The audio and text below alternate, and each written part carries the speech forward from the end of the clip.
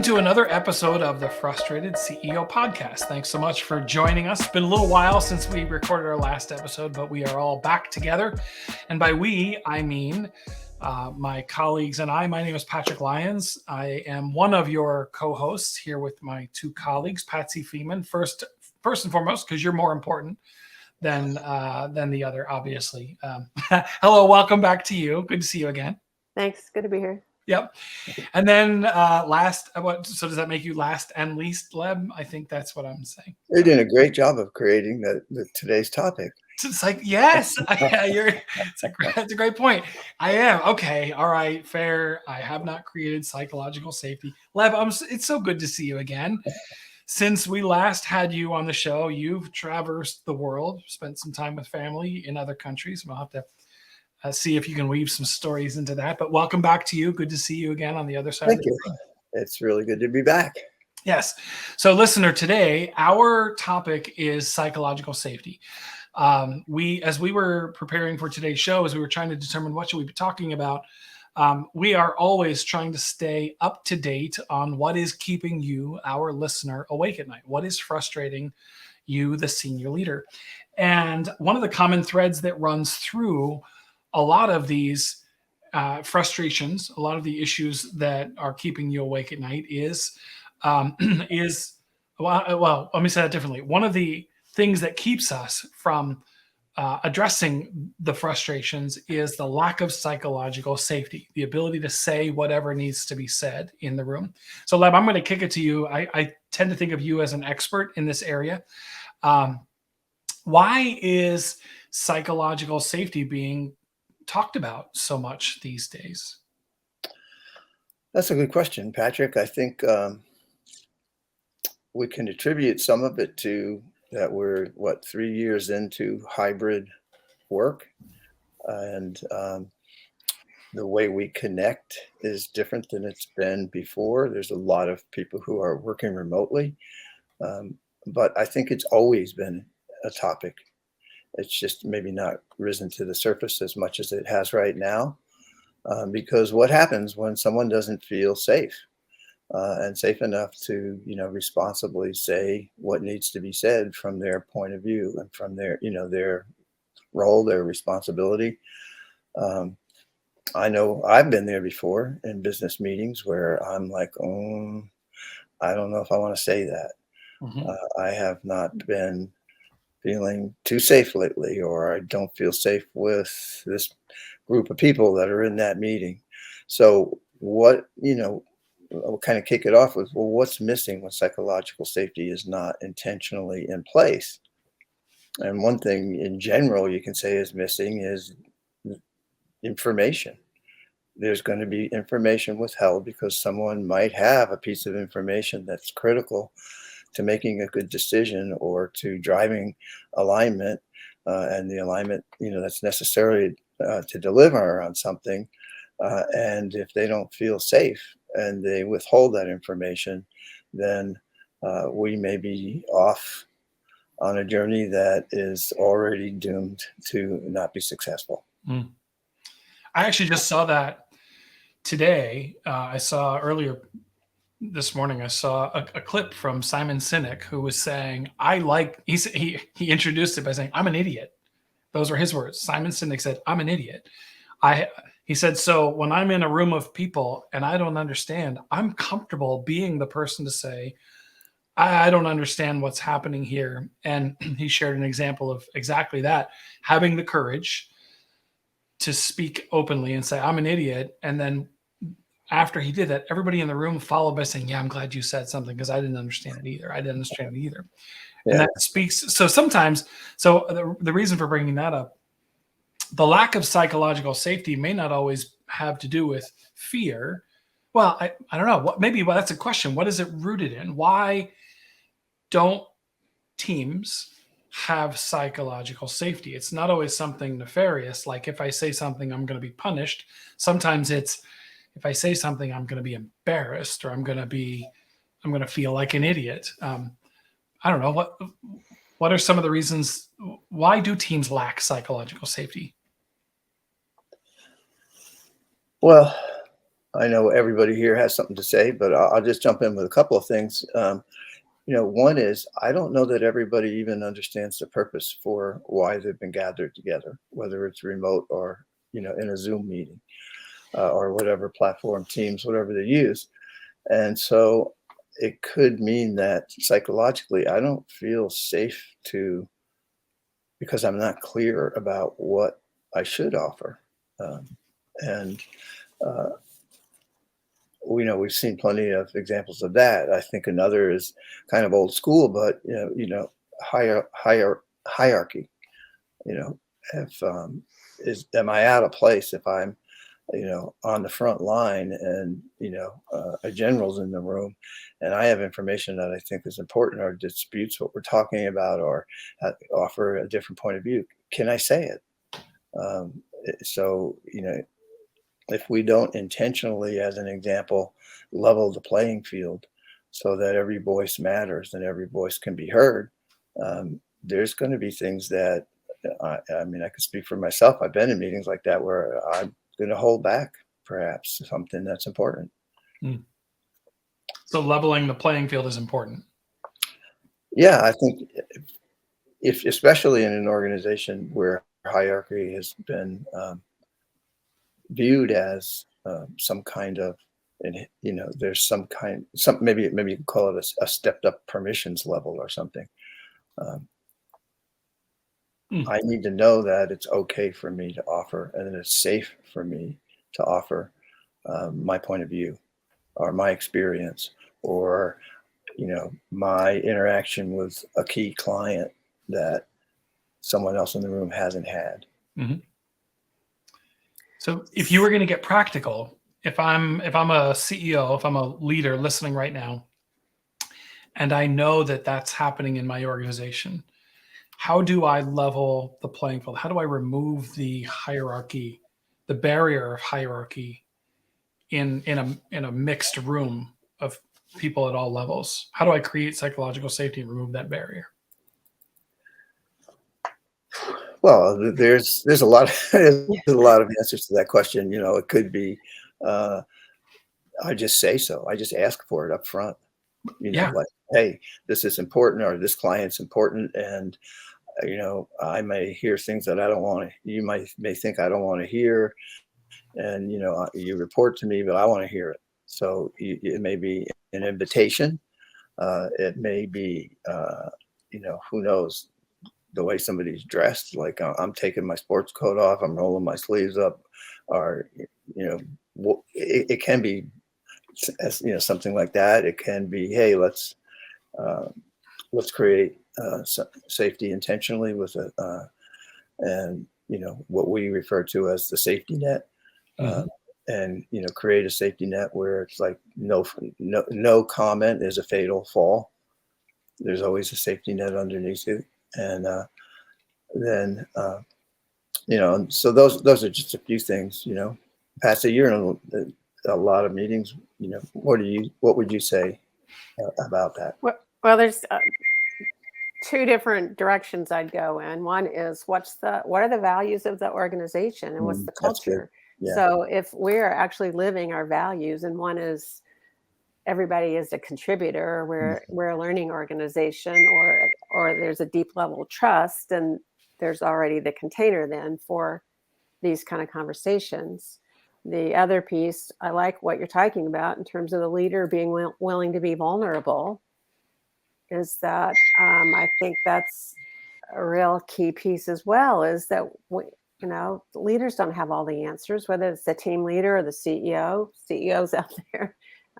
And so being willing to be open to new ideas is also setting an example by leading. So those would be two of the things I'm thinking about. That's great. Yeah. And Lev, as you were talking, I was even thinking, like, I wasn't thinking about the appearance of the leader, right? Taking off the jacket, rolling up the sleeves, make. Are you guys hearing that? That's yes. Keep going. Okay, well, we got to cut that out. Do we know what that is? Because we can pause it. We can cut this part out. We don't know what that. Okay. So I was thinking the leader taking off the jacket and rolling up their sleeves, just making themselves physically less, I don't know, imposing. I was thinking about even the logistics in the room, right? If the sometimes the leader coming out and sitting among the people, or not sitting at the head of the table, but moving in and among the team, or sitting at the foot of the table, um, to remove the appearance of a big hierarchy. Yeah. Or, You just reminded me of a good story. So um, we had this consulting company, and we did the work of getting intentional about, it's a level playing field. We had our ground rules for communication, and we used them. And what Patsy said, we had values, and those values guided us. And we brought in someone new to the team, and this person had a career in the military. And we were in a few meetings with this person. And when that person decided that, in this case, it was he needed to make his point very clear and well known, he would stand up and raise his voice and pound his fist on the table. Mm. And there was someone in the room who felt completely shut down and intimidated with that method of making a point. And so we had to pause and literally say, hey, that behavior is shutting down someone's psychological safety, and we all need to be able to make a point, but we don't need to stand up and raise our voices and pound our fists on the table. And so it was, interrupting the psychological safety of the team, and specifically one individual. So to honor that person, it was a course correction, and you could see that it was going to take a little bit of work, because there was years of that's how people communicated where he was. But it also ties to culture, right? And the culture and the values of the organization didn't really need that, or didn't want to allow for intimidation or being loud in order to make your point. So yeah, just a little story. I remember that it was a while ago, and once that happened, the net was tighter. The sense of safety was tighter, because the person's response to that request or that feedback was really positive. Basically, that person didn't even realize that's what he did. It was just the way it was for a long time from where he came from. So what you're suggesting is that sometimes you can be inadvertently killing the psychological safety without realizing it. So how do you get that level of clarity? How do you gain that insight? What advice would you have for the CEO listener who wants to create more psychological safety in the room? You've talked about stating it. But maybe I have my blind spots. How might I discover some of those? Well, listening, for one thing. In this case, the person who felt shut down came and talked to somebody else on the team. In the next meeting, we addressed it. Mm. So, listening with an open mind, not saying, oh, that's ridiculous, let so-and-so do whatever they need to do to make their point. Right. And so that would be ignoring that someone felt unsafe. I think listening is a big part of it. I think, the other thing I'd say, and then let's pass it around, is there are a lot of things that cause people to feel unsafe. One of them that I can think of is pointed derogatory sense of humor, where someone just gets shut down with some wisecrack, and it's humor and people laugh, but it's not funny, or it's not funny for that person.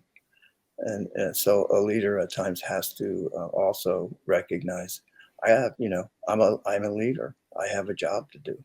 Mm-hmm. And part of that might be to say, just that's not funny. We don't accept that. Patsy, I know you were about to say something. Well, let's see if this is. I think there's a shift in the way we're doing business, and from driving results, which is all about doing, to we're human beings, we're people who want to bring our best selves to the work we do.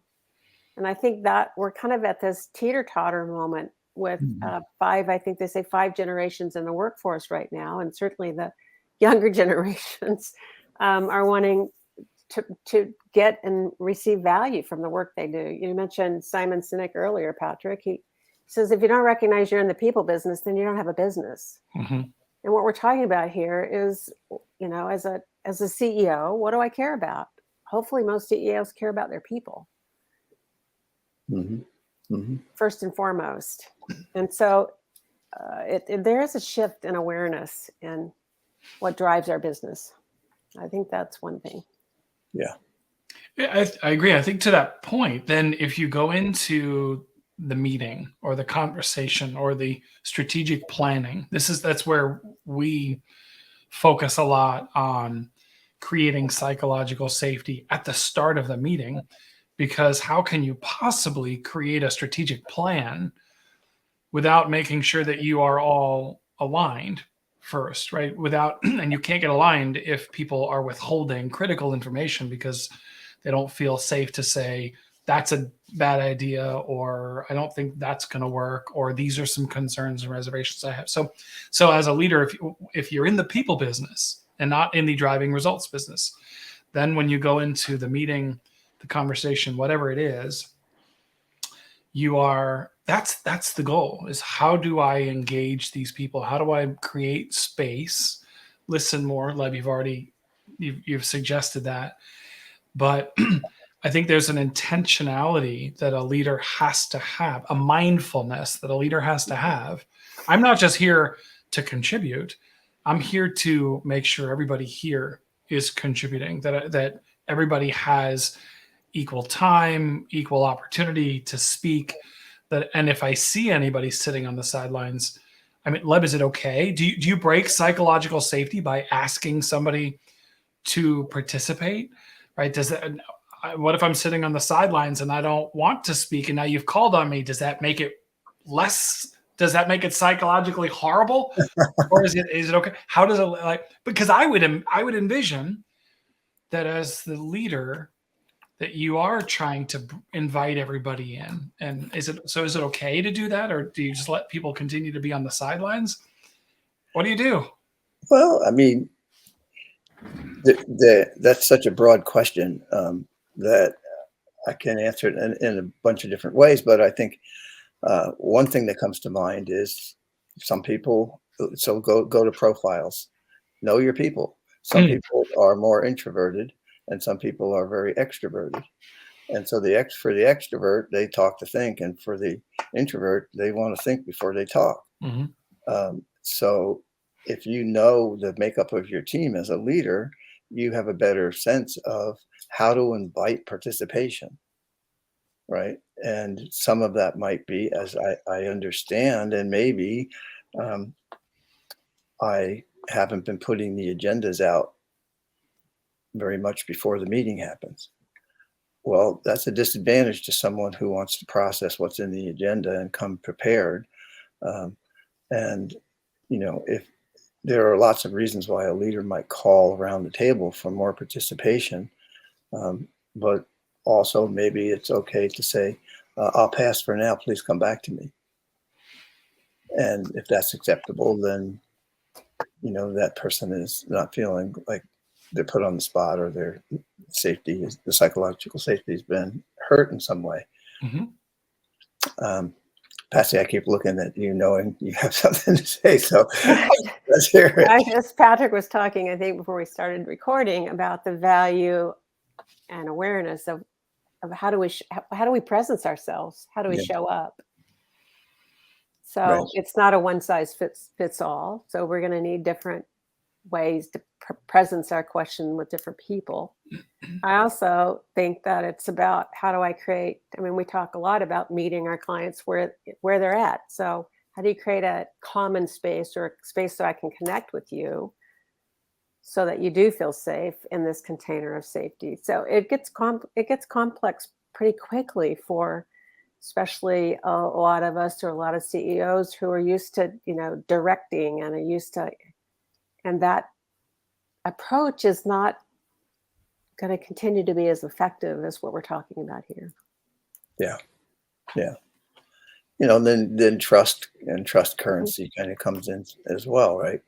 Um, I can remember that I've been consulting for a really long time, but I've also been inside in an organization.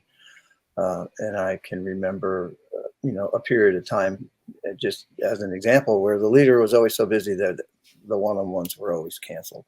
Mm. So if you haven't had a one-on-one with your leader for 3 months and you get into an important meeting where things really need to be discussed, I know from speaking for myself, I just felt less safe.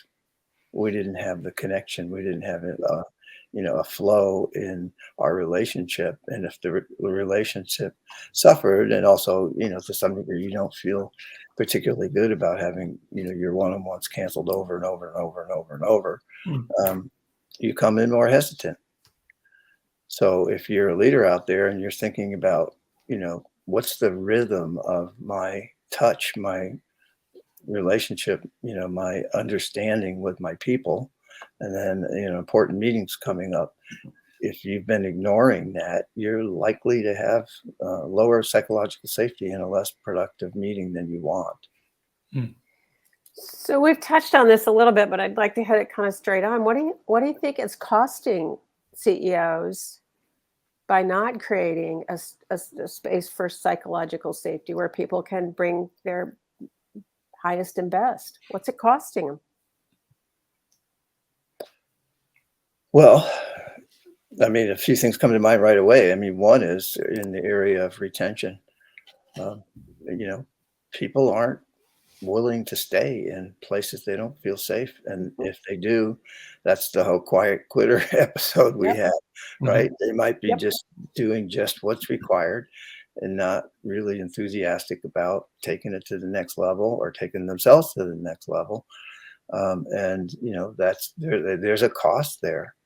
Um, there's a financial cost. I mean, you might lose the client. You might offer a product prematurely, or all the different ways, but it's gonna hit the top line, it's gonna hit the bottom line, and that's a lot of what CEOs worry about or get frustrated with. You're leading an organization. um, there are so many costs, including recruiting, so attracting as opposed to retaining. The word gets out, Glassdoor, all these different social media, um, all these different places where people check in before they decide to, accept an offer or take a job or whatever the case may be. Um, and the last thing I'd say is, well, I'm doing some work in construction right now. If people don't feel, and one of the companies has the name of their safety program is "I got your back," Mm. and when they take that seriously, that's a big deal in terms of how the person psychologically feels safe, but also physically safe, Yep. Good point. right? I think there's a real cost to engagement, I should say. Sure. There's a real cost to engagement. One of the things we know from working with Dan Dennison, we've had him on to talk about all the different inputs into employee engagement, into culture, not just engagement, is employees feeling involved and as though they can give input. It's employee involvement and input is an important part of a high performance culture. And so if you have employees feeling like they can't provide input, that it's not safe to provide input, or no one cares about my input, then absolutely there's a cost to engagement when we don't have psychological safety.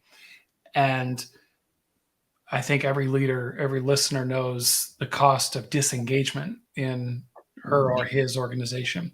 I would also say, to me, that a telltale sign of maybe a lack of of psychological safety is, how often do you find yourself when you are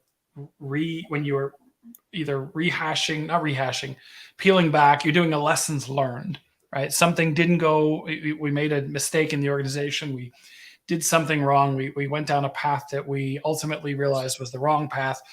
And every time you find yourself thinking or saying, oh, if only we had known that, or I wish we would have heard that, or I wish they had said that, those are telltale signs. Like, the question to ask is, why didn't they? What do we need to do differently to create the kind of environment where they can say, hey, here's an important piece of information. I know you've done a lot of work with clients. You've unpacked the Challenger accident, right? That's a great case study of the lack of psychological safety, where lives were lost because people weren't able to say safely what needed to be said. That just popped into my head. Can you do an abbreviated version of that, or is that? Well, it's even worse than that. The person said what they said, what they needed to say, and they got bullied, and they got shut down. Yeah. And literally at some point, and this comes from the transcript, because it was an engineering issue. The top person in the room in engineering said, it's time to take off your engineering hat and put on your business hat. And that meant there's a lot of money at stake in this contract, and shut up, give it up. And it got given up, and the Challenger disaster happened. Yeah. That's an overly simplified way to talk about it, but it is, there are costs. Sometimes there are, major, serious, in this case, costs of lives, and, a tragedy that the whole nation felt. Mm-hmm. So, there, just kind of in terms of today's environment we live in, I think psychological safety is perhaps even more important than ever in the workplace, because we don't, we live in a world right now that has a lot of chaos going on. Mm-hmm. And I want to at least express myself and my passion, in the workplace, in an environment where I feel it's safe and I'm part of something. And, it's like, okay, because I can't, there's a whole thing we do with clients about, well, how about identifying what's in your control and what's not in your control? And I don't want to be in a place where I feel out of control, because there's so much around me that's out of control. So yeah, it's a big topic. Yeah. Well, I remember doing a strategic planning. It was a 3-day strategic planning with 3 partners in a business, in a good sized business that had worked together. That partnership had been together for, I want to say, at least 10 years. They had been together. We started, as we always do, with a, creating the psychological safety in the room. We did the safety net that is, like you mentioned earlier. We created that. And then we went through 3 days of all the work to come to a common vision, define the values, all the things, like create a direction, the initiatives, the rocks. We did all that work. I thought it was some amazing. I was, patting myself on the back. I did a pretty good job for this company, for this client. These 3 days of building a fantastic strategic plan. I was really proud of the strategic plan. Got to the end, and you asked that question that you ask of every participant in the room. What was your biggest takeaway, or what was the biggest aha, the best part of the 3 days together? And I'm thinking they're going to point to, any one of the parts of this strategic plan, because it was really great. And the first leader just pointed to the safety net and said that. And then the second leader said, yeah, I echo that. And then the third leader said, yeah, I wasn't going to say that, but now that they say that, I'm going to echo that. All 3 of them said that the most important piece of the work that we did together for 3 days was that thing that we did for the first half hour of just really calling out, setting the stage, creating psychological safety. That was new for me, and it was completely. They were just as proud of the work that we had created together in the strategic plan, but where it was when they elaborated, they said that wouldn't have happened. None of that would have existed if it weren't for that first 30 minutes of creating psychological safety. So it really is. It's not just important for those frontline employees or the lower level managers in the room with you, CEO. It's important for you with your senior executive team, right? I mean, it's everybody in the room, in order to feel that they can say whatever they've got to say without fear of reprisal or retribution or the fatal fall, as you were talking about earlier, Led. Yeah, It's that's really, great. yeah, it's really important. So let's get practical. Let's do that. Yes. Okay. So this is the part of every show where we try to give you some practical things that you, listener, CEO, can implement in the business tomorrow to start, in this case, creating more psychological safety in your organization. Patsy, what do you have? Is it okay? Is it? Well, Am I breaking No, the safety by calling on you first? No, I like what Gleb just added to psychological safety, in that when I feel safe, I feel a part of, and I want to contribute more. So that's one piece I have. Let's see. And that you could miss your mark or miss innovation by not having a space where everybody can fully contribute. So the cost could be very high. Mm-hmm. Agreed. Leb? So I'll pass it to Leb. Well, I think one thing is to not confuse being liked or amiable with psychological safety. The fact that I might think as a leader that my people like me doesn't mean that they feel safe to say things that might really add value or cut across the grain. So that would be something I think to get practical about. I think it would be practical to get clear about meeting rhythm and relationship. You know, we're not bumping into each other in the halls if we're working remotely, but does that excuse us for not intentionally developing relationships with the people that we need to collaborate with, or people on our team as a leader, or the entire organization? Occasionally, just having a town hall remotely, whatever the case may be. So I think that's really important. I would say for any leader at any level, but especially a CEO, if you're working on active, wholehearted listening is always really valuable. Mm-hmm. People listen to and observe, and maybe this ties into a fourth, which is your body language speaks as much as your words. And if they're not in sync with each other, people get mixed messages. So being alignment starts with, am I aligned within myself as a leader?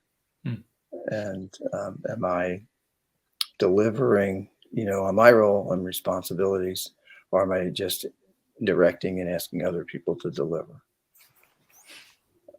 And that would erode safety pretty quickly.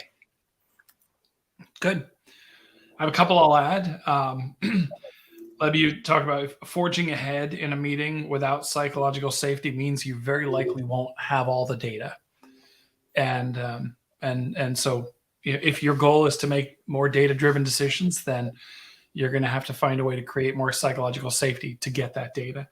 Find a way to level the playing field and remove any hierarchy barrier that might exist that will hinder your psychological safety. And then this was the point you made also, Leb. We're talking about how do you engage the people in the room. you got to know the makeup of your people so that you can best invite them to participate in whatever the discussion is, recognizing they're all different. So you're going to have to invite them or engage them differently. And if you do it the wrong way, you can hurt your psychological safety. So all good stuff. All right. Anything else for the good of the cause, Patsy? Anyone else? I have one more. Okay. That this is really meaningful, impactful work. And it's also very challenging. Yes. So that's a good lead in. I was going to say, listener, this is something that all three of us are passionate about and well-versed in. And so psychological safety is something that you want more of in your organization. Don't be shy.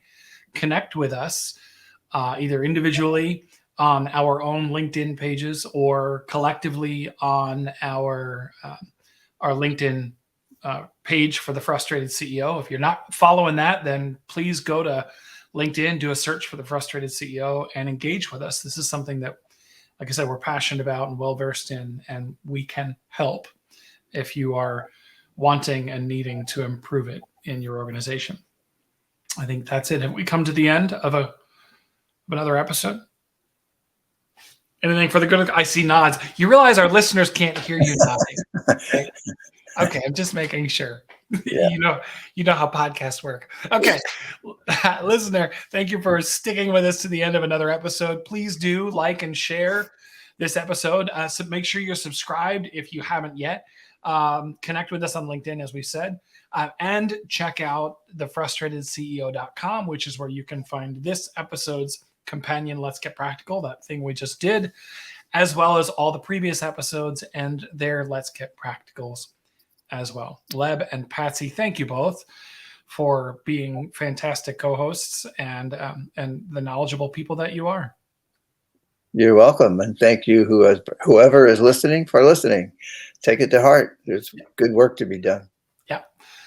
That's it. Thanks, guys. All right. Bye. We'll see you next time on the Frustrated CEO podcast.